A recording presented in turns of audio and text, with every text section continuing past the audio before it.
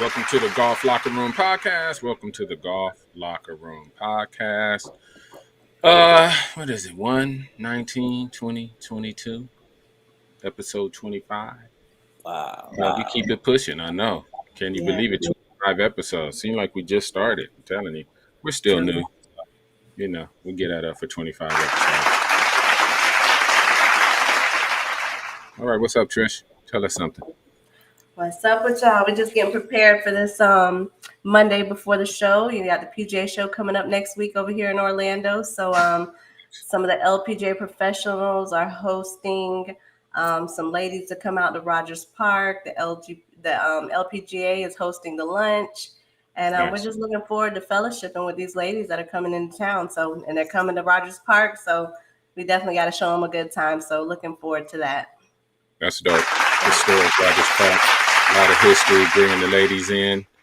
Nothing's better than that. They get an air horn. Big Siff, what's cracking? Hey, man. Mine's not golf related. It's about the first round of the playoffs. As you guys know, I'm a Dallas Cowboy fan.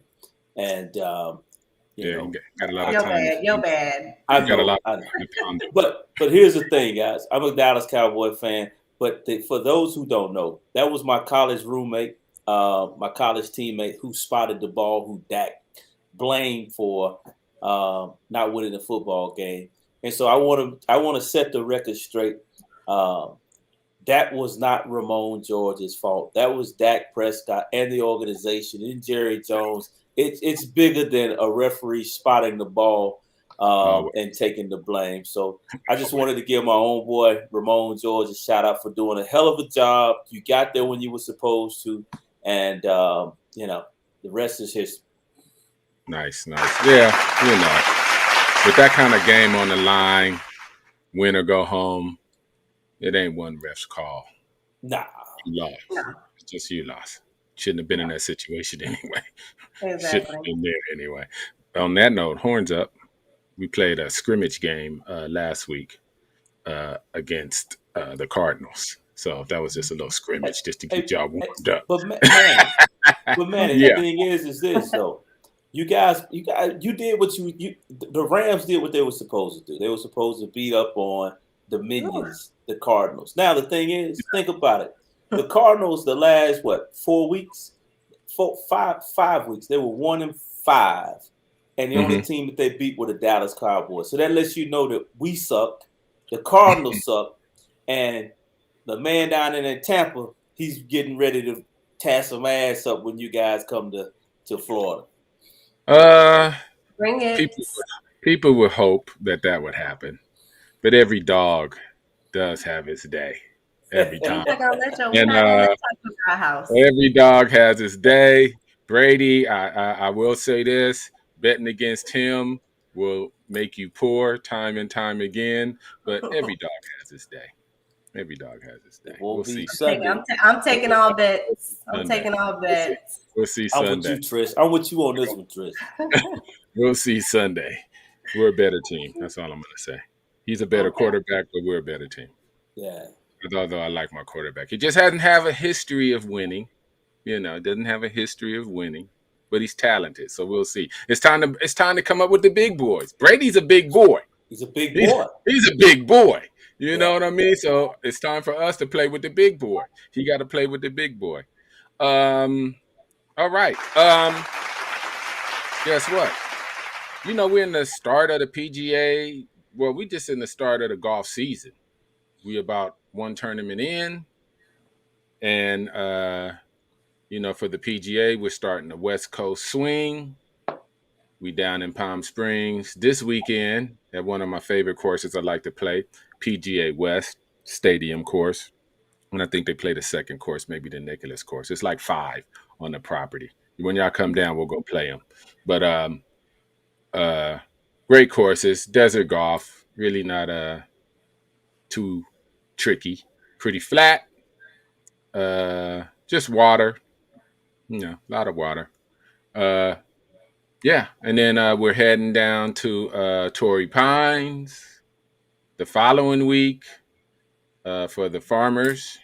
And the LPGA started with their what is it? A co-celebrity slash. It's an LPGA event, but it's like a Mm-hmm. stage forward with celebrities. It's a pretty dope event. That's starting Yes. up. Latin America tours at Teeth of the Dog as we speak down in Dominican. Yeah, so golf is in full swing. Uh, we did hear uh, about, and I'll let you, Sif, or anyone speak on the exemption for the Genesis Open because we're still in that West Coast swing. That'll be here second week of February, second or third week. I think the 17th of February, and one of our APGA guys uh, got the exemption. And I don't think people know this, but that exemption has bode well for us.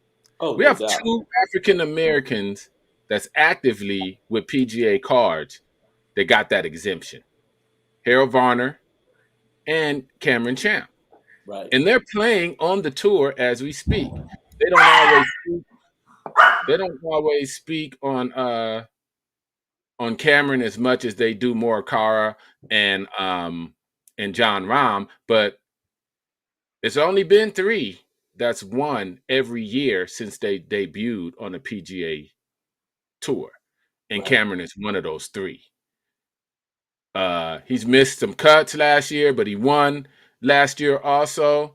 But to win every year that you've been a tour member is phenomenal and a product of that exemption at Riviera at the Genesis. Yeah. So I'm just going to give a shout out. Yeah. I think that's very, very dope. I think that exemption bodes well for some. I mean, I think it's been 6 exemptions and 2 is on tour and still currently hold their tour card. That's Right. crazy. That's amazing. What say you, Sif? It's your family's Well, exemption. and you also have some cats that are kicking, that are knocking at the door, like your Willie Max. Yeah. I think he just had a tough day. Was it the second stage of Q School? I think he just had a tough day. And but Willie's knocking on the door. He's playing a lot of other tour events. He's making some noise. And you're absolutely right with Harold and Cameron.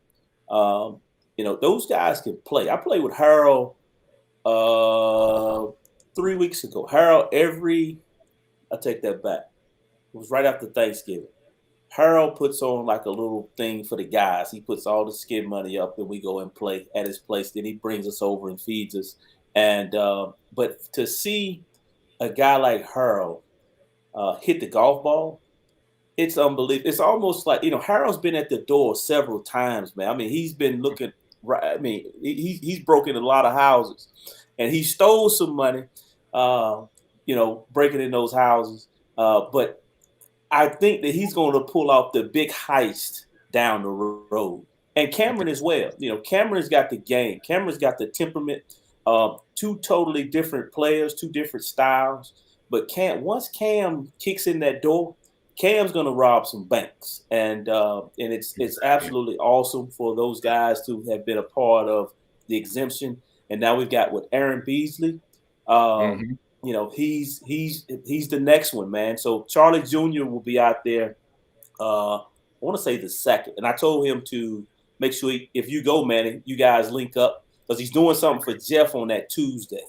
And On so, that too. but yeah, it's a beautiful thing to be a part of it as a family member, to see these guys mature and go on and play well.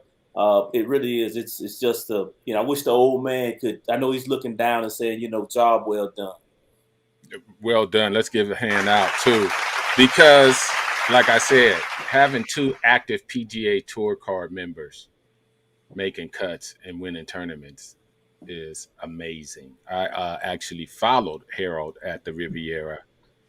I followed him about 6 holes, and I was at the on the 10th. So it's a 10th green at Riviera. That's crazy. It's short. It's like, I don't know. I don't want to. It's like 380, 350 with a big pop bunker right in the middle of the hole. And not most, all the players can drive that green, but it's risk and reward to drive the Right. green. You know what I mean? Some do, some don't. And then so I followed them from about the 10th hole, because I was at the tent. On the 10th hole, they usually have that like a nice tent with food and a balcony and stuff right at that signature hole, one of the signature holes. And he came down the 10th, and then on the 11th, and that's behind the tent, and it's a long, I want to say it's a 4, but it's a pretty long 4, if I believe, like 480 par 4. Thin, tight, 60-foot trees on both sides, all the way. The shoot is crazy. And it goes uphill a little bit off the tee box. So it just looked like you driving in the horizon. And he got up there, man, and he hit that ball. He can hit the ball. He hit it, man. I think he's maybe 5'10", 5'9". I'm Maybe. giving him love. Maybe. I'm giving him love. Exactly. Yeah. I'm giving him love. But he hits the golf ball. He hits that ball. He can smoke it, and his man. attitude was great. He was just happy to be there. I think that was actually when I seen him, was his exemption, I believe, when I followed him. But anyway, yeah, he can hit that ball, man. He can hit that ball. Them boys it's totally. I followed Cam a couple of years ago at Quail, and on the backside there's a par 5. Forget the hole number, but it's like the last daunting holes into the clubhouse. And there's a big tree left, and if you can't pull it left because you're in the water, but it's a dog leg. And so guys were hitting it out there. They were hitting out there 315, 305, 309. And Cam comes up, man, and he flies the tree. And the tree is every bit 320. So he's flying that thing. He flew at 320. And I'm looking at him. I said, how can a guy this small generate so much power? And I said, man, I said, man, you can't be playing with the same shit we playing with. That stuff got to be loaded. Is he what, 6'1", 6'2"? No, man, Cam. Matter of fact, Cam and Harold may be the same height. You think so? No. Are we talking about the same Cam? Cam is not. Cam is like 6'2". No. All right, I gotta research. I'm researching. No. I gotta research. Google that. No. I was on that oil that day, but I know what exactly. I saw. Exactly. You on something. Cam ain't 6'2". Let me tell you. Cam, he's 6 foot. He's 6 foot. Yeah, I knew he was. Yeah. I was about to say. That makes more sense. But yeah. Man, but anyway, yeah, those guys play ball. They know how to golf their ball. They out there on tour. It's been a long time since we've had some active African Americans actively on tour with their card. And again, just because I think the stat is crazy, winning a tournament every year you've started the PGA Tour is amazing. It's amazing, you know? And I don't know why they don't. I mean, he maybe because of his record is up and down, but defeat is defeat. You know what I mean? In the PGA on the tour, you win or go home. So winning 3 times, once a year at least on the tour, and it's only 3 active players that's done it, probably with the exception of Tiger, you know. Right. But it's an amazing feat. But what's crazy with Harold, Manny, is Harold, I'm sure it's double digit top 10s. Yeah. Yeah, Yeah. I mean, he's been in the. He's out there. He out there getting rich. What That's are you what I'm talking saying. He's about? making money. He out there getting rich. Man, let me tell you. I feel winning coming for Harold. I definitely know Cameron's going to win a few more times. I think our maturity as tournament golfers are later in the game, Right. just because we didn't start at 3 or 4 and pour the same amount of money in when your kid is 5 or 6, like just open access to the country club. You jump over your back gate, you on the range Right. with the best of everything, just a pyramid of balls every day you want. Most of our golfers don't grow up like that. Right. Let's just say that again. None of our golfers grow up like that. That's on tour or that's on the mini tours. You know what I mean?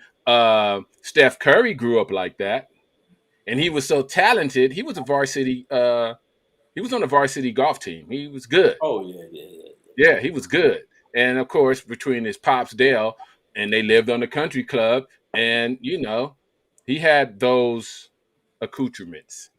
But come on, he's one of the best basketball players that live. You gotta go mess with that rock if you're number one in that rock. You know what I mean? So, It's crazy. I wouldn't be surprised if I don't see Steph on the Champions Tour. Yeah, I'm not gonna be Oh, that'd be surprised. awesome. well, I'm and not, the I'm not thing gonna be is, I I'm would I definitely agree with you. With not only Steph but Gerald Henderson Jr.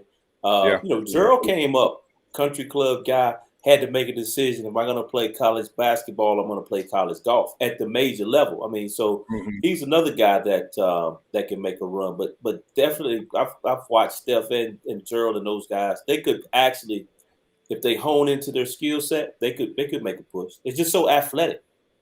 Yeah, Yes. yeah, definitely. Well, if you have that talent, it's in your bones.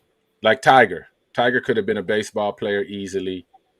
He's 6'2". He could have been a free safety or something, put some weight on him. He would have been great. He would have been good at anything. Okay. All right. We do have a guest today. Doesn't seem like it because we just running our mouth, but hey, we got stuff to talk. And it's the beginning of golf season, so it's a great time for us here. But I'll let Trish bring on our guest, introduce him. Let's bring him on. We got a real special treat for our audience tonight. All right. So we have Vincent Burbank. He's PJ Class A professional out here in Orlando. He's over the ICE Academy. So we're going to talk some more youth golf, learn a little bit more about him, and just what motivates him to do what he does. So we're going to bring Mr. Vincent on. Nice. All right. Welcome, Mr. Vincent Burbank. It's a pleasure to have you on. It's a pleasure to have you on. Let's get a quick test. How's your mic? Sound like you on Mars. Let's see one more time. It's a little metal. Uh-oh. Yeah. It sounds chipmunkish. Yeah. Talk a little bit. Fix the mic a little bit. Oh yeah. It's kind of muffled.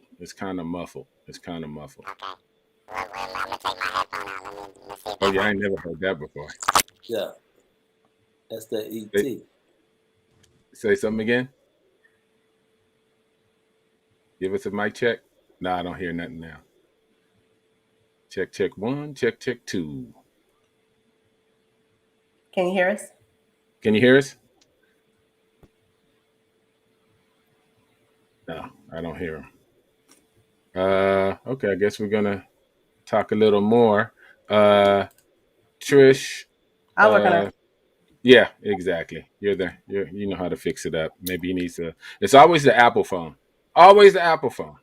It's true. It's always the Apple phone. It comes in one side, and it's always a little janky for this platform. But anyway, Big Sif. Yeah, man. You started golf season. The West Coast swing is happening. The LPGA, I think, is starting out in Florida. Tell us a little bit though about that's coming up soon. We might be having a Sifford family on. It's getting that time for that Centennial. Yeah, man. The Centennial is right around the corner. Okay. Big Daddy would have been 100 years old. Nice. And so what we're doing is we're bringing in all the stakeholders who had a hand in or a part of the Centennial celebration. So you'll have Russ Crockett, who's a great dude, man, great dude who kind of started got the wheel rolling. Mm-hmm. The documentary is coming out, a movie in the Oh, wow. fall, and you have Nice. Al Kors with Bucker Fogarty. I'm rocking the hat. He did an awesome job on the Centennial hat. That's The good. cigars.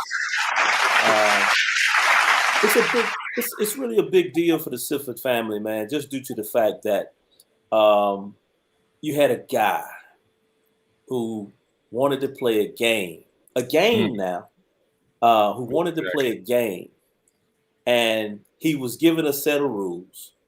He fulfilled his obligation in those sets of rules, and they changed the rules on it.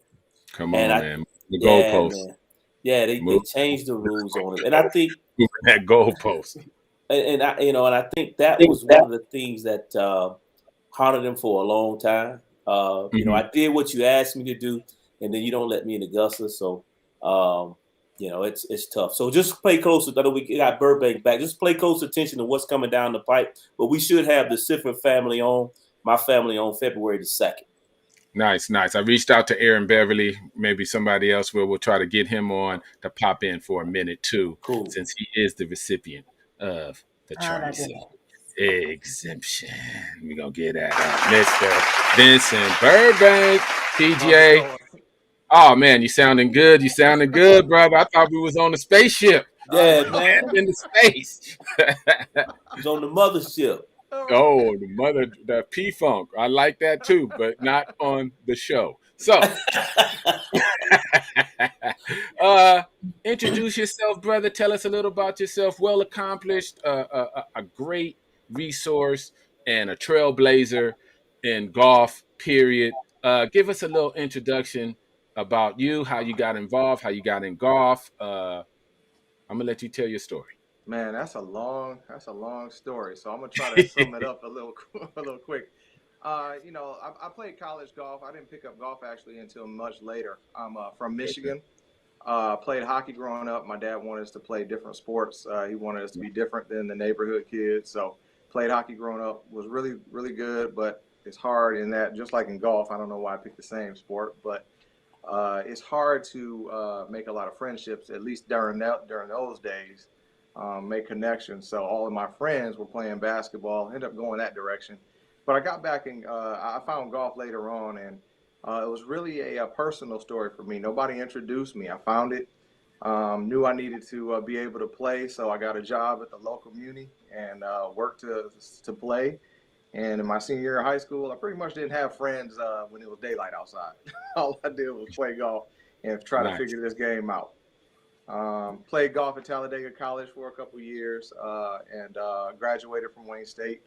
My wife and I got married in 2004 and working a little, in a career, if you will. I did that for a while, and I just missed teaching. I taught for a little bit when I was in golf, and I missed it. I missed it big time. So I can tell you, my wife and I, we both had six-figure jobs. We dropped our jobs and moved to Florida in the hopes of starting a golf academy. And when I came down here, I was making $10 an hour at Disney. And now I own Ice Golf Academy. We're at about 100 students that we see each month. And I've got 3 assistant coaches with me as well. All right. Let's get that up for you and the missus, because it takes a team to make that dream. Absolutely. That's very, very impressive. Very impressive. Very impressive. Trish, jump on in. Yeah. So you have the ICE Academy. Tell us what ICE stands for. Identity, character, and excellence. So kind of like one leads to the next. There's 2 parts with the identity. Number one, what is big for us is community, and that we want everybody to feel accepted. So if you ever look at my student diversity, if you will, is all across the board. All across the board. It's definitely a melting pot where we are.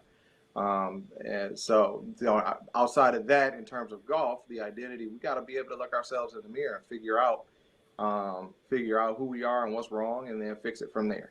So then, with that, it leads into our character. We got to be, sound character and the right mindset. Obviously, integrity in what we do. Always telling the right story, if you will. And then that leads, you put those two together and it leads to excellence in golf and life. Real talk. Absolutely. All the time. Big Siff. Hey, Mr. Burbank. Yes. Have you ever watched Fred Sanford before? Yeah, absolutely. Sanford and Son. Yeah. When you just said that you and your wife left a 6-figure job to move to Florida, I was gonna say, "Are you crazy?" That's what Fred used to say. That's tough. That's a tough gamble. It is a tough gamble. In both their hearts. Yeah. So, and they were winners. They were winners in life anyway. So I think you can take those chances if you're already a winner. So they knew they was gonna make it work. I'm not saying it wasn't easy. I mean, it wasn't hard. But I think I totally believe in their heart. They was like, we got the fortitude to make this work. We're gonna make it happen. Yeah, we've conquered life already. We're gonna do it again. And what a great sacrifice that is to have your teaching in Orlando area. We always talk about diversity, but people don't understand it's sacrifice to diversity. You know what I'm saying? It's sacrifice to having diverse coaches and people uprooting their lives to make it better for the youth. And we're gonna get that up one more time.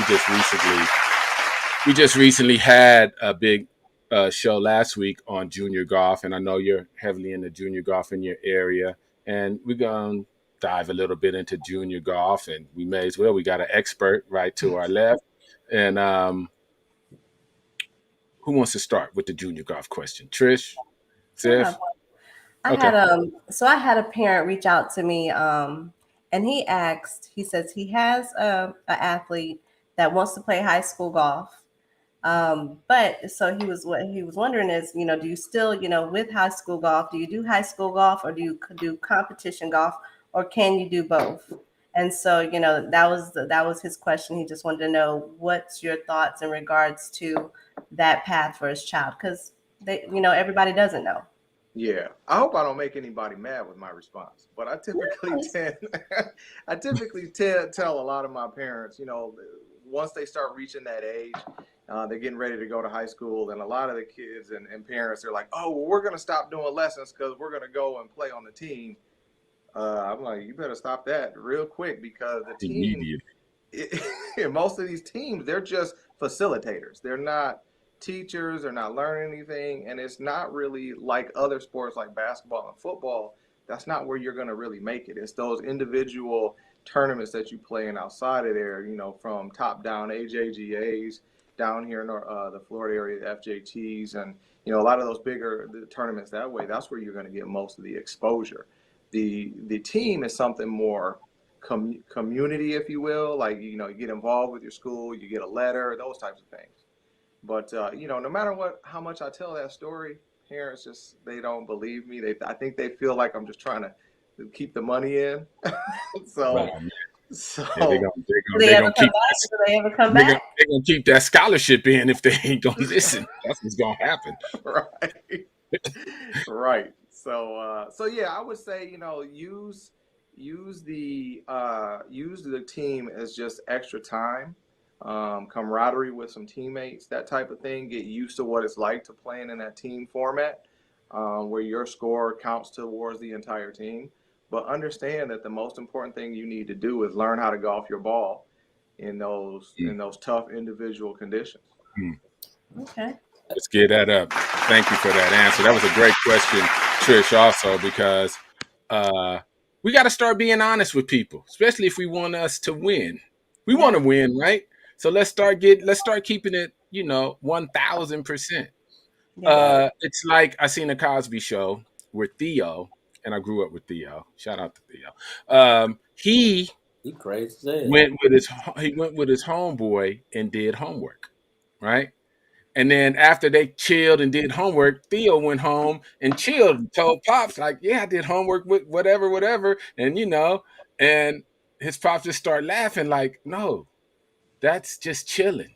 When you get home, you have to do your real homework. That's like, oh, I'm gonna play golf at the high school. Like, yeah, that's great, and that's camaraderie, and that's a good elective, and you starting to know about the team.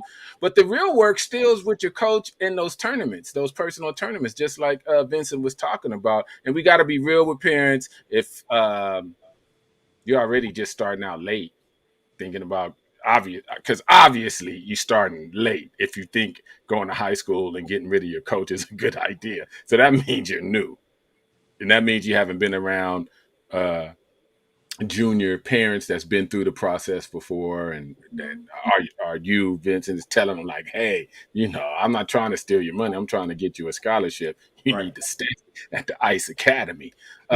Sif. Yeah, Mr. Burbank, man, I know what it takes to compete. Played college football, so I've been in that locker room. I understand. You're playing with a team of guys, and 4th and 1, you got to go get it. The question I have for you: how do you get across to your parents that little Johnny ain't got it? Jimmy may have it. Judy is on track to getting it. Those are the questions I know that, as an instructor, it's probably hard to disseminate to some of your parents. But at the same time, like Manny said, if we're going to keep it 1,000, we got to keep it. Now, don't get me wrong. Matriculating to the game of golf as a young person is a beautiful thing. But everybody doesn't have the next tier talent. But their parents think that they do. So how do you disseminate that lesson or that instruction to the parent to say, look, little Johnny doesn't have it the way you think that he should have it, and we may need to put little Johnny over here? Yeah.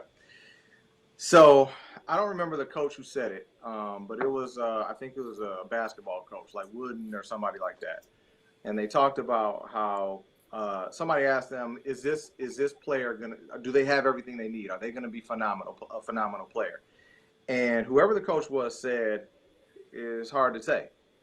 So you could even say these really good players shooting, like you see players, if you follow US kids right now and you find a 7-year-old shooting 59 or something like that, for their 18 holes, you know what I mean? Shooting amazing scores. And you're like, oh, that person's going to be phenomenal when they grow up. And then what happens is they disappear off the face of the earth, right? So you really can't, I don't ever try to put into a box that way, right? I try to say, listen, we just got to be better than we were yesterday. Let's get that going. Let's be better than we were yesterday and let the chips fall where they may, right? Like so that. I don't really like to put people into a box that way. As we get closer, I say, look, this is where you need to be, though. Right. So you better get to this point. Your average score needs to be this, and I give them those goals, right? So that gives them the understanding. I don't have to have that conversation then. This is where it is. This is what you need to be where you need to go. So then now it's the onus is on them, correct? They can go out and put the work in and get that average score where it needs to be. And if not, then they already know the answer. Well, I guess I grew up with a lot of brutal coaches because they were gonna tell you, son, you ain't got it. But I think the matrix are different, though. I think the matrix are different. Right. Yeah, because the score is the score. Your number, it's a numbers game. You ain't gonna lie about them scores. That's right. And so to that point, here's what I would go with you. I would say more, you could tell the people who don't have what it takes in the work ethic, like what they've chosen to do, what they choose to put into it. Like some people say, oh, that's too much golf to be doing. Dude, you need to go then. Like you can't make it. Like if you think that's the case, the people you're up against, they're putting in 40-hour work weeks in a golf course. Right. You know it. So maybe you can make it making 20-hour work weeks, but you're gonna have to be phenomenal to do that. Yeah. Hey man, can I ask him one more question? Oh yeah, come on. I talked to we all talk to Jeff Champ a lot, and so what Jeff watches, I mean, I don't understand how he has this much time, but he's got, I mean, he works all around the clock. But he was talking about a kid the other day, and he said, this kid shoots a number.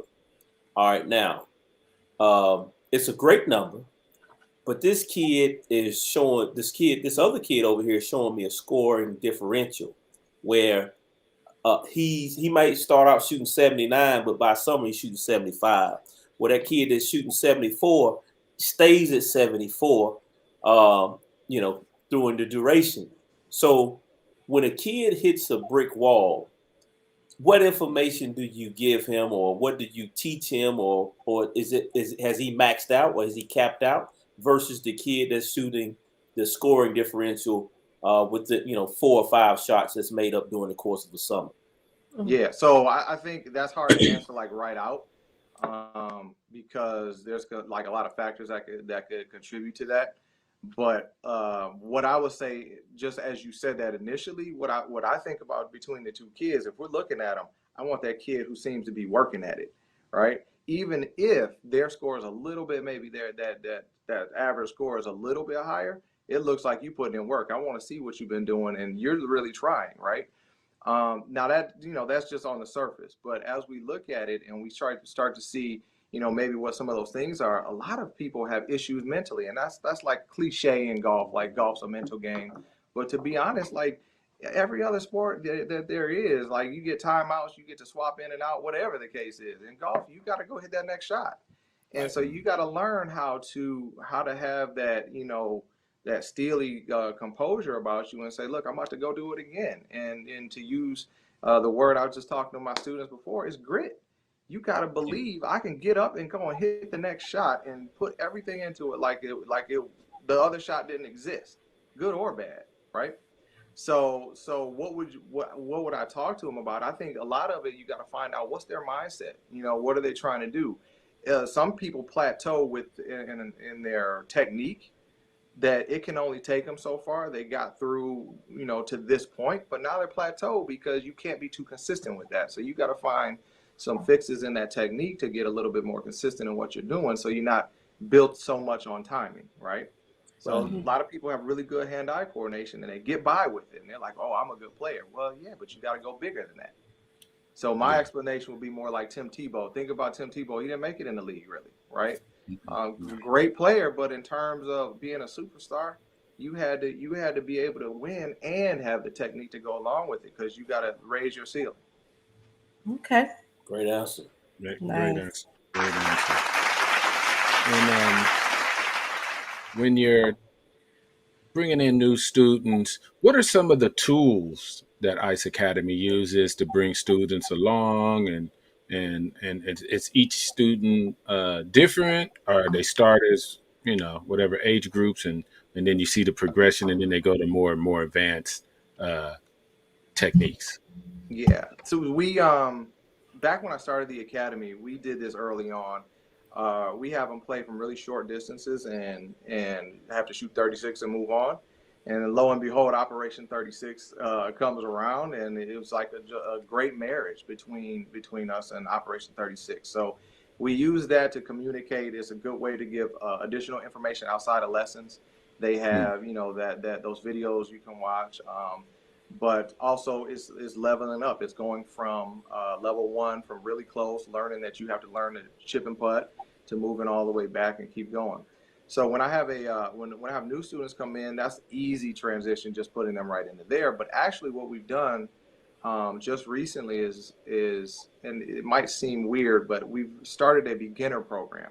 And that might sound like, well, everything's a beginner program. Well, no, we had to differentiate those people who may be our level 1s from an actual beginner, because level 1s, they still at least know how to hold the club and do certain things. The beginners, they're like, I don't even know if I want to play this game right now, right? So we had to make sure that we didn't upset the apple cart by having this person here who we got to try to get them to pay attention, right? And then these kids over here who just are trying to learn and aren't there yet, like with the proper techniques. So we open that class, and it graduates you into the ability to join our other classes during the week, our after school classes, if you will. And so you just level up. So once you get to a certain level, it opens up new programming for you. So we have, and not to, kind of beat that, but we've got train, we've got play, compete, and then elevate. And each level is set by a skill and somewhat by an age as well. Okay. So, and really, like our Elevate, who just left the academy with me, I mean, I put the screws to them. Some people, they're like, I want to be in the Elevate. I'm like, no, you don't. You better learn the game if you want to be in it. Nice. Sending them young people out to go do battle. Nothing's better. Absolutely. And as just a general landscape, how are we doing? How How we how doing? are we how are we doing as far as just a general landscape as far as supporting our juniors, little more access to our juniors? How are we doing, you think, as a whole, and what holes or suggestions do you think we should think about? Gosh, that And you sounds know, it like gets something else. touchy because you don't want to talk about everyone else, but Right. just in general, when we have professionals like yourself, I just like to get a general overview of where do you think we're great at, where do you think we may need a little more help at. Yeah, I haven't considered that. So you gotta let me like pine on that one for a little That's bit. right. I tend to be, have my head down and really working. So That's right. to have an answer like I gotta really think about that one. But if you put a gun in my head and make me think about it, I think one of the big things we that I try to attack. I'm on diversity and inclusion councils or committees within the section. And Nice. the thing that I find is specifically in that realm is we have beginner programs or introductory programs, and then there's this big gap. There isn't the Mm, facilitation in moving them from, I've shown you that this thing golf exists out here and it's really nice. Like maybe they had a good time. And then how do we move to the next step? How do we get them to continue on and become that phenomenal golfer? Because as I heard you guys talking earlier about the country club kids, right? They are able to mm, just jump over there and play. Well, now everybody doesn't have that opportunity. That's You true. yeah, know, why are we definitely. traditionally have, you know, good basketball players or whatever? It's well, obviously athletic, but it's the exposure. It's that is right there in front of our face all the time. I was a really good hockey player, and so were my brothers, but that's because my dad, he coached and then he ran the arena in the neighborhood. So we could go Oh, up there and skate all the time, right? So it kind of worked hand in hand.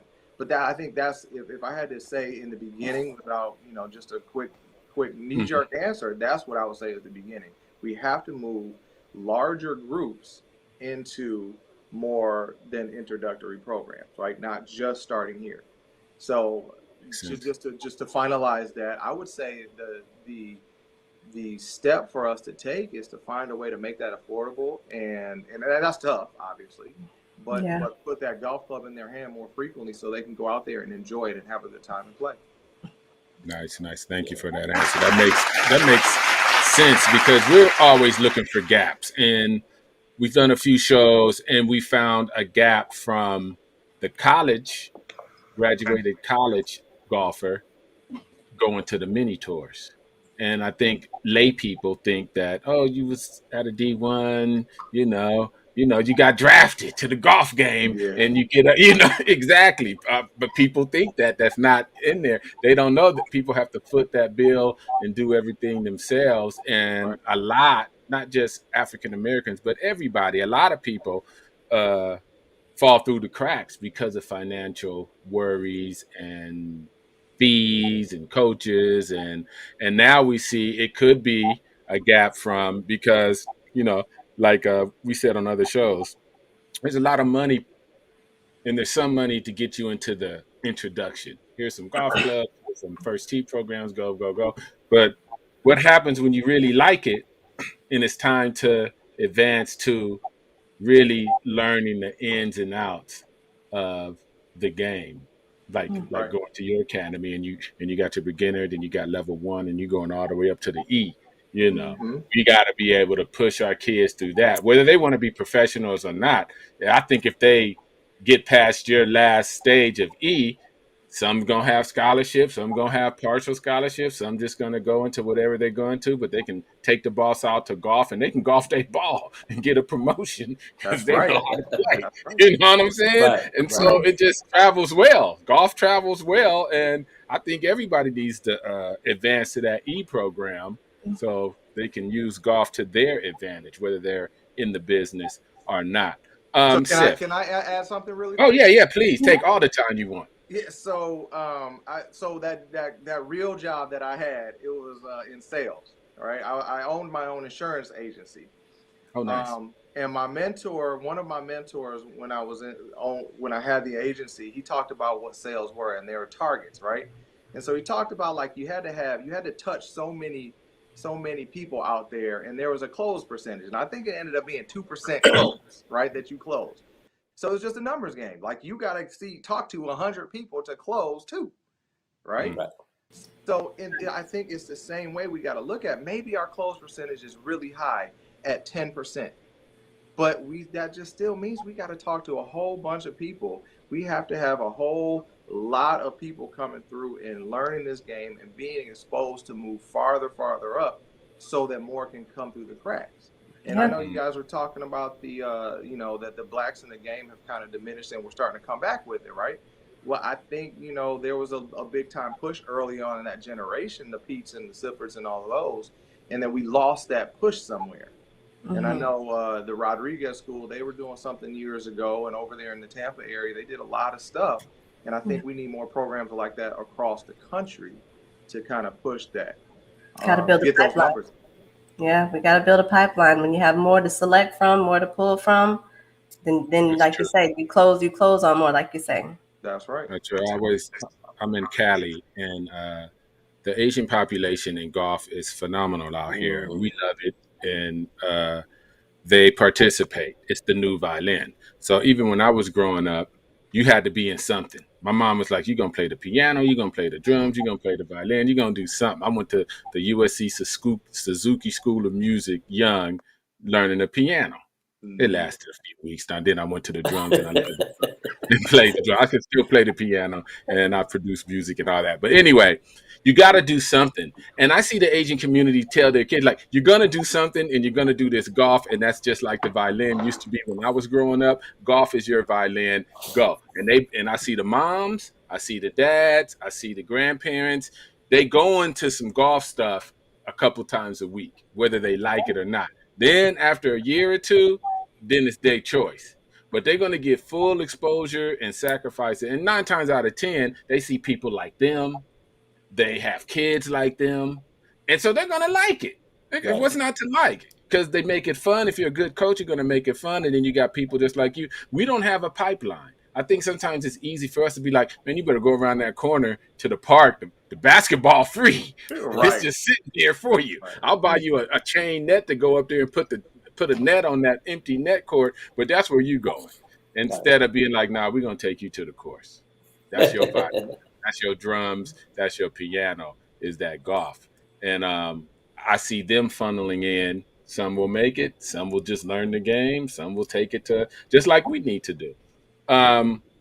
Great answer, Coach. Vincent. Yeah. So in your opinion, Vincent, what does success look like for a kid that comes through your academy?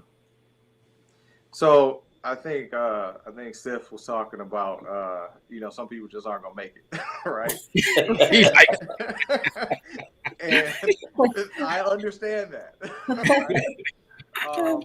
But in the beginning, the success would be that they understand that they can actually overcome anything, right? Whether or not they overcome and make it to where they started here and maybe they weren't good. Maybe they had 2 left feet and 5 right shoulders, but eventually they could figure out that, I can hit the ball now. I can actually play pretty good. Maybe it took me too long, but anything I choose to do now, I can overcome it. And maybe it'll push them to something else in their life that it won't take them that long next time because now they got a better understanding.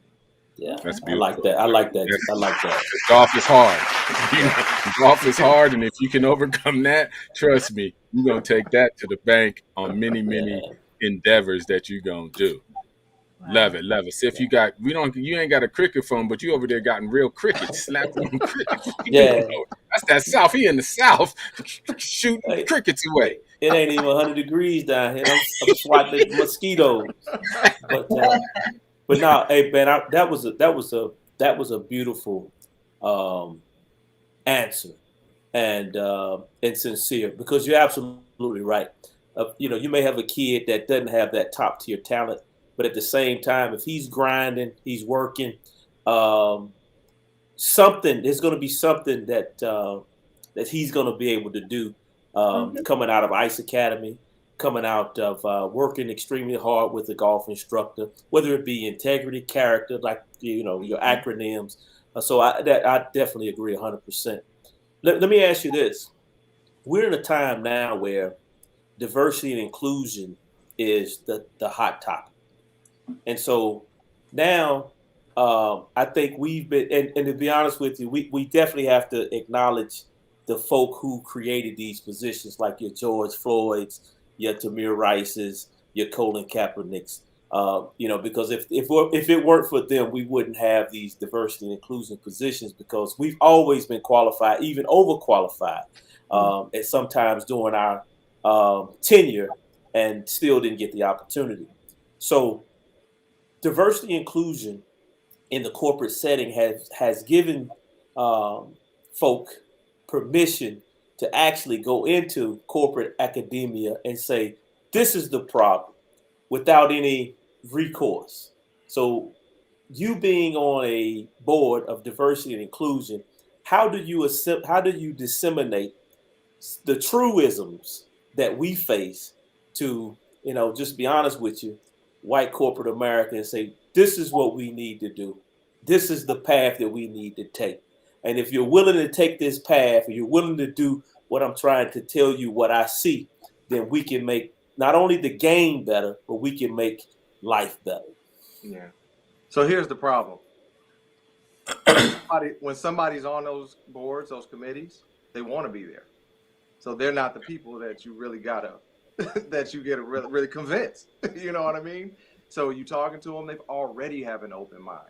So it's been, in my experience, it's been pretty easy to discuss that and for them to have an open mind and recognize that they're probably not understanding the angles, right? That they're not seeing the same angle that we see.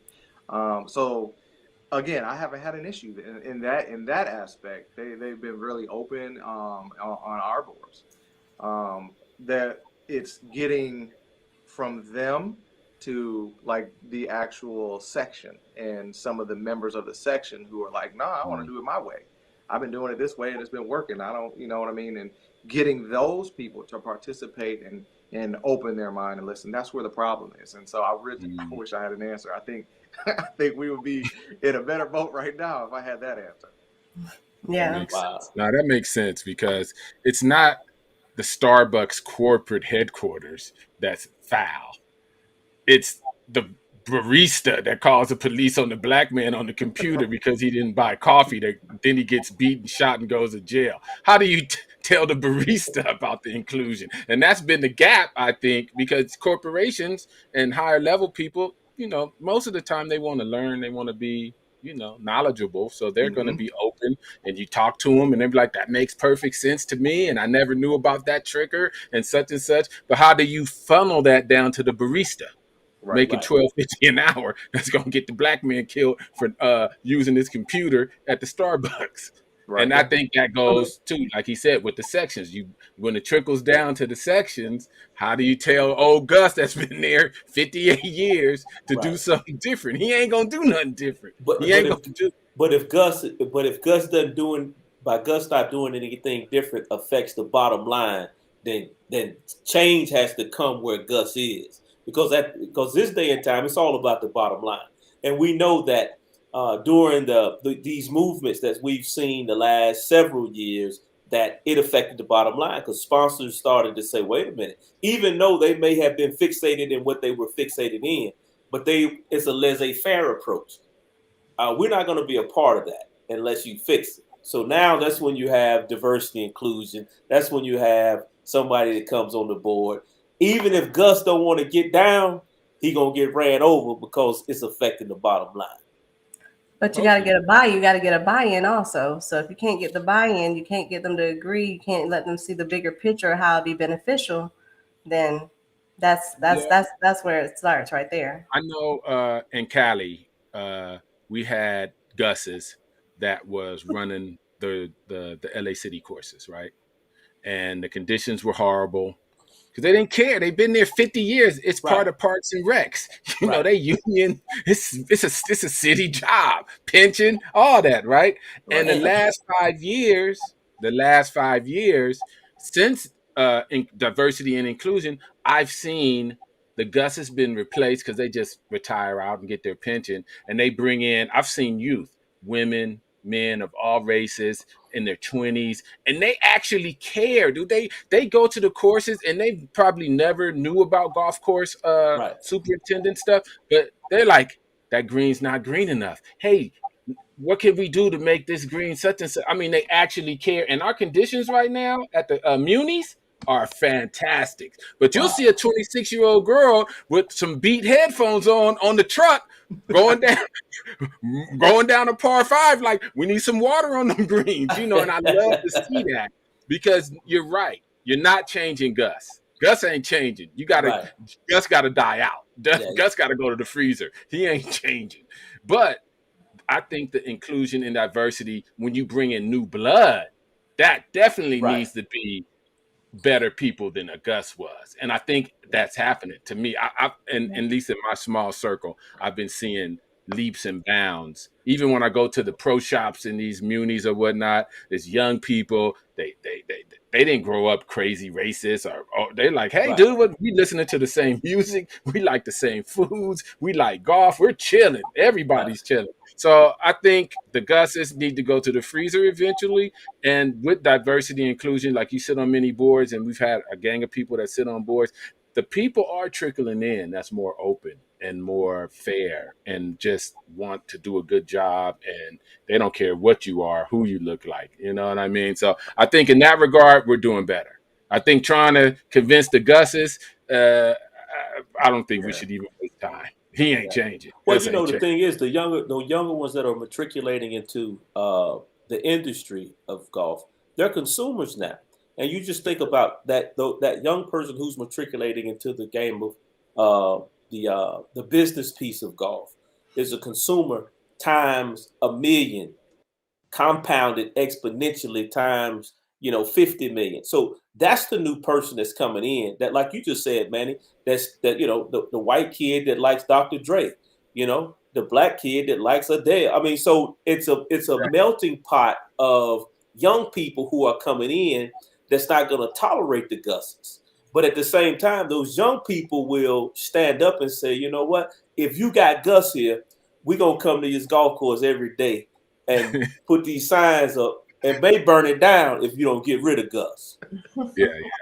I see I've seen a lot of change in the running of courses, at least munis. Some of the private courses, it's always the last to change. Right. Because it's the upper management and who owns it. But the munis, anything that got a HR and a union, they're gonna do some changing. Else they're gonna trick off their pension, and they be like, I'd rather just retire and get my pension and be bitter and mad and yell at CNN and let these young kids come and work on the course. I had a 40-year run doing what the hell I wanted, making it hard on young people, making it easy on my friends. My time is over. And so I see change. I see change. I think we always need to be vigilant and not get complacent. But I see change. I think the stuff is working for the most part. But I even think the country clubs are changing to some degree. I think that I know out here they are.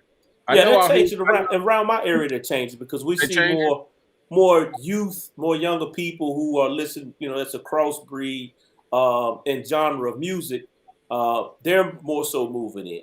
They're gonna go out there and play with the big hair and the the wingman on the golf cart pumping Tupac and so you see that now. Now I'm gonna tell you that old white man that's 80 years old. He's standing in the corner. You can fry eggs on his head. He ain't happy at all. He ain't happy at all. But it is. You know what it is because, like you said, Sif and Vincent, it's the bottom line. Guess what? Bottom line. Gus's ain't got no money no more to go to them country clubs. Mm-hmm. It's the 30 and the 40 crypto magnates that got the crypto and that's doing technology and then IT, and they've been dealing with HRs and diversity and inclusion and going through classes since they was 20. So when they get running these golf courses and running these private clubs or even members, they're a little more open. I believe they're a little more. So here's something that maybe you guys hadn't considered before, but this is another angle to take from it. So back in maybe around 2008, 2009, we had that whole housing crash, and when value started going down, courses were hurting also, right? Especially the private courses. And if you watch that trend, we all know that the numbers were coming down. The trend numbers on people who are actually belonging to country clubs were coming down. So that forced them to either change. They either had to go semi-private or public, Right. or they had to figure out what type of member do we want in and how do we get them in here. And so what Boom. most of them started doing, the majority of them, they started bringing in the younger, the family, where it used to be the country club was the place for the guys to go and escape the family. Right. And the guys hung Yes. out there. Now it became the family place, the place we Yeah. go, the whole family comes and does stuff and plays golf. We have the women's tournaments, we have the men's tournaments, we got the junior tournaments, everything happening in there, right? So that's how that happened. It started That to makes push sense. more people into the country club lifestyle because it was now more affordable and more accessible.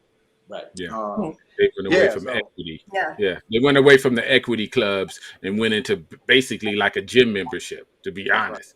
There's That's right. still few equity clubs around that's just for the super rich and famous where you're Right. paying 50 or 100,000 just to join, and you got to get them. Like Riviera's one, LA Country Club's one, Wilshire's one.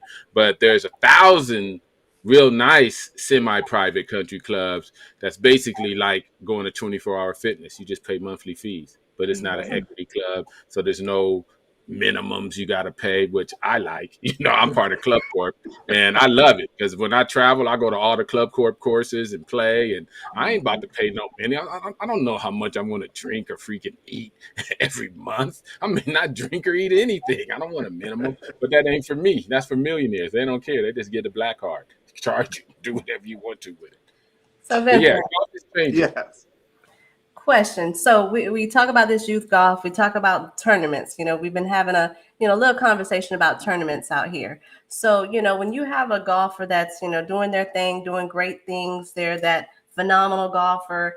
When you have them play in tournaments, do you have them play in tournaments where there's an ROI on it, where there's ranking on it, or do you suggest and have them go out there and play in these tournaments? Just to say they're playing in tournaments just to get experience in it, or do you guide them to play in tournaments that you'll get a more return on the investment, or where there's rankings or exemptions? Like, how do you guide a youth golfer with that? Yeah. So I follow this philosophy, and it's centered around that we're always trying to reach. So let's say I can't dunk a basketball, right? I can't even touch a 10-foot rim. The first step I got to try to do is touch the net, right? And then I got to try to touch the middle of the net. Then I got to try to touch the rim and eventually touch the, dunk. If I immediately set out trying to dunk, well, I'm going to get discouraged and I'm out of there, right? So I follow that same type of philosophy with my tournaments that I suggest to the kids is where they start. It should be something, if we break everything down into 100%, it's 60%. You should play those types of tournaments that I'm gonna have a really hard time. I might have a chance, but I'm gonna have a really hard time, like getting first, second, or third in this tournament, right? Mm-hmm. That's 60% of my tournaments. I should still play 20% of the tournaments that I should be pretty good. I should have a really good chance at winning this. And then 20%, I got no chance, right? Mm-hmm. It's like, nice. It's got to be almost impossible. And so the reason you do that, because again, that 60% always gives you that stride, that reach. And I'm almost there, but I got to keep reaching. The 20% that I can win is because, I am still good. Like, I don't want to, nice. don't want to sleep on myself. And then the other 20% that I have no chance, I got a long way to go. I'm still not there. So as good as I think I might be, that ain't good enough. I got to keep going. So it's just keep reminding you on both sides of that where the mainstay is at 60%. Okay. Wow. No, that is a great strategy and philosophy, and that's it. Now, is it enough tournaments that that kids can get into the 60-20-20? So I started a tour, and it's still pretty small, but what we're trying to set it out to make it that it's a more introductory tour, and then you can grow into being a veteran on that tour as well. So if you go play, like U.S. Kids is kind of the staple, if you will, for like the beginner golfer. But unfortunately, if you look at the competition in U.S. Kids, is pretty good. I guess some people, Oh, they're gonna shoot around even or under par in there. So somebody who's just starting out at, let's say, 11 years old, and they come in and they shoot 120, and the kid that won shot 69, well, I'm done with this game. Right. Yeah. So we got to be able to find a way to get them in and feel like, okay, I'm at least doing something. Right. And there isn't really a step before you as kids to do that. So is the answer, I'm trying to take the shortest route I can to the answer, but there are tournaments out there, but again, talking about gaps, the gap is there in that beginner golf stage. How do we get them? Let me stop there. If we go play basketball, we're playing a game in like our first 2 weeks. Yeah. No matter how good or bad we are, we're playing a game. We on the court. Yeah. We on the right. court. Right. I mean, you see people traveling all over the place, but they still playing a game, right? So in golf, we don't really have that. We don't have that place. It's like you go take lessons and you go play with mom and dad or something like that, and then go give it a try out there. Well, it's no wonder that we don't have the retention in golf. How are you gonna? I've got my tail kicked out there. I'm not going to do that anymore. Yeah, it didn't feel good. It didn't feel good. Yeah. No, that makes sense. And it's a lot of different stuff you haven't seen or heard yet, and you just feeling lost, and you just swinging your little club and in the water and in the bushes, and people are looking like, it's got to be some middle ground, right? Between lessons, tournament experience, then medium tournament experience, then them big tournament experience. That makes perfect sense because we get on that court. I don't know. It wasn't even a question about going to the basketball court. That you go. Yeah. I don't know if I learned or not, but go. I learned on the court in the game. Probably there was no practice. You learn while you played. Yeah. So imagine taking lessons and stuff like that. That was one of the early things that I did. Is I realized that most people just come and take lessons and then they don't go do anything, and so. They're like, at some point, they're like, what the heck am I doing right now? Why do I keep coming here hitting this shot? Why is he making me hit this? I don't even know what this applies to, right? So a big part of what I try to do was not only give the lesson, but also give time on the course so they can have an understanding of what they're training towards, like what's happening. If they and now that leaves the onus on the parents. If you don't offer that, the parents have to find a way to get them on the course. Now we're still talking about exposure, aren't we? So I try to make sure that they're exposed always to everything that they need to do so that they can at least understand what they're doing so that they don't drop out the game fast. Yeah. That makes sense. Okay. Yeah, that makes 1,000 points of light right there, because that is a hole that most of us didn't even really see that hole. Like, where's the drop off coming? Well, it's like I run a golf league, 70 guys, and some of them like, oh, why are we doing points and why are we doing year-end tournaments and blah, blah, blah. Because I was like, we play skins all the time, but skins is almost like match play. I don't care about – if I don't win a skin on hole 1, I'm not putting out. I don't care. I'm trying to get me some money on hole 2 or hole 3. I'm playing match play. Every hole is a game. It's not a cumulative score. I don't care. I'm not putting out a double bogey in skins. I've lost the money on that. I'm like, oh, I ain't got no money on this hole. I'm picking up my ball and trying to regroup and get some money on hole 2. So we play 10 tournaments, and every stroke counts. All 10 tournaments, and at the end of the year, it'd be 1 or 2 strokes between first and second place. And I'm like, see, that's 10 months of every freaking stroke count, and it's just once a month. So you got to have a tournament once a month at least for us. And we're just amateur league. Else, why are you going to the range? Or playing too much skins? You're never going to care about putting out because you ain't going to 3-putt or 4-putt in skins. People say, you're not going to do it because it don't count. Okay, no one cares unless you got an over or under or a 5.55 or something like that. But if it's just skins, you picking, And you're shooting 100. And you're going to keep every time because look, our scores will go up about 5 or 6 strokes for everybody in our stroke play tournament because you got to hold out. That's right. And it's pressure and it's no give me's. Not even if you not on your 4th putt, it's still 3 people watching hoping you miss. You know what I'm saying? In skins, no one's watching you putt 4 times. No one cares. But in them tournaments, every stroke count. We watching that 4th putt. hoping you're like, man, I hope he lips out. I need a 5-putt and more strokes at the end of the year. So I feel what you're saying about the juniors. They need from learning and going to the range. Why am I going to the range? What does all this mean if I don't see it in play in a tournament? I agree. But is it hard to run tournaments? Because obviously those tournaments can't be that expensive to run because they're middle beginning tournaments. Mm-hmm. So where like the AGGA is 375, 400 for a tournament. Those tournaments wouldn't be that kind of price, or would it have to be because you still need the facilities? Yeah, so most junior tournaments are still getting pretty much the same rates. They're not going to be getting different rates. So a lot of that is going to be, into whatever cost, whether it's their profit or just, in general cost of what they're doing. But no, the most beginner tournaments, what you see for U.S. kids, that's going to be about your standard, right around that, maybe from low end 50, depending on what kind of deal they can get with the course, to maybe like $70, $75. Yeah, that's not bad. Really? That ain't bad. That's good. That ain't bad. No, that's a round. Okay. That ain't bad. Nah, Okay. I'm thinking like 250, 300. So those are the bigger high-end tournaments. Those are the AG. And yeah. Again, so let's say you said AJGA. How many rounds they playing? Like sometimes they play the 54-hole rounds, right? So exactly. Let's assume they get a $50 rate. The $150 is the cost to just play golf in that tournament. Play. So rounds. It's a 54-hole event. You got to just start there before they get anything else. Anything else they give away, any food, whatever, paying the staff, that type of stuff.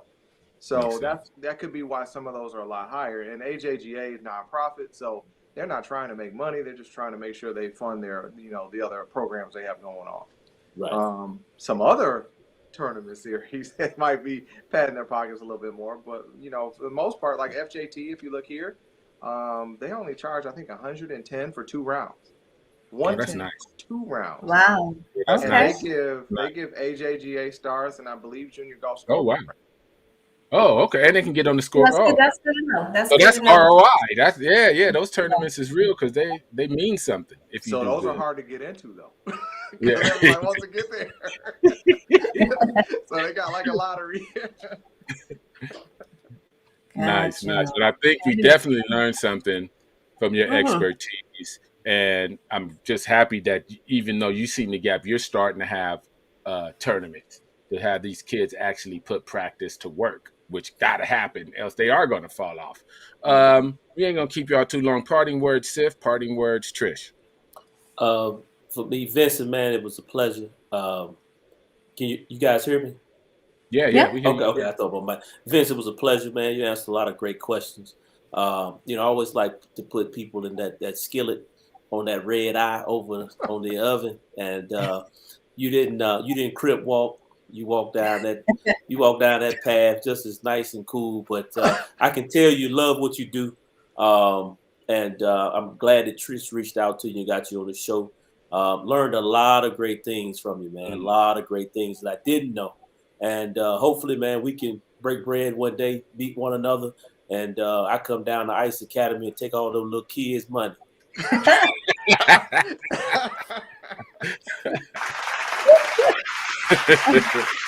Boy, you ain't got no shame. I take the kids' money too. Anybody can get but Vincent, thank you so much for coming on. I had seen your article, via Kenny Sims, and I was like, oh yes, we definitely have to have him on there. Especially, you're touching our youth. Again, we're trying to build that pipeline, so we definitely wanted to get you on here to highlight, what you do, what the ICE Academy does, and we always get your information so we can make sure that we can share that with others. And we just love what you're doing, and so thank you. Well, hey, Manny, one thing before you close it out. Uh-huh. Hey, Vince. Yeah. Now, with the name ICE, you can't have any illegals down there. It's so funny when I started the academy. That's when ICE was big. They come get you on the job now. Right. They're like, he's over there rounding up to check the back lot. He's rounding folks up. He's rounding folks up. I had to get that in, man. My bad.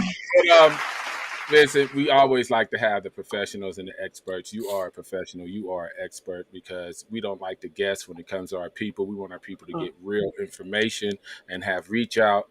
And, thank you for having us. Thanks for coming on. You always family. You can come on anytime. We do these junior shows and just Tricia's our plug. So I know any parents in that area, she's going to be shooting them to ICE Academy as he should. And we just try to have a network of positive people doing the right things. And thank goodness you are doing the right thing and you're doing exactly what we need. And we thank you for that. And I'm going to give you the last word, Mr. Burbank. All right. Well, I don't like to market myself a lot, and I hear that's a big thing. So I really appreciate you guys. Trish, thanks for inviting me. I really appreciate you reaching out. I really like getting together and talking, and I could talk forever. My wife knows that. She's like, you need to come home.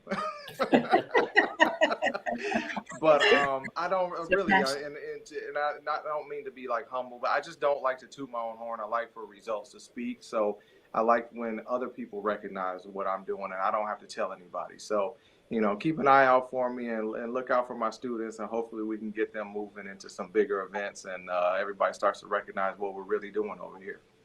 All right. Come on, man. Anytime you need to come back on, or you got a student that's got something going on, the door is always open, family. You family now. And with that said, thank you guys for watching. We just try to bring you conversations and real people doing real things. And on that note, we are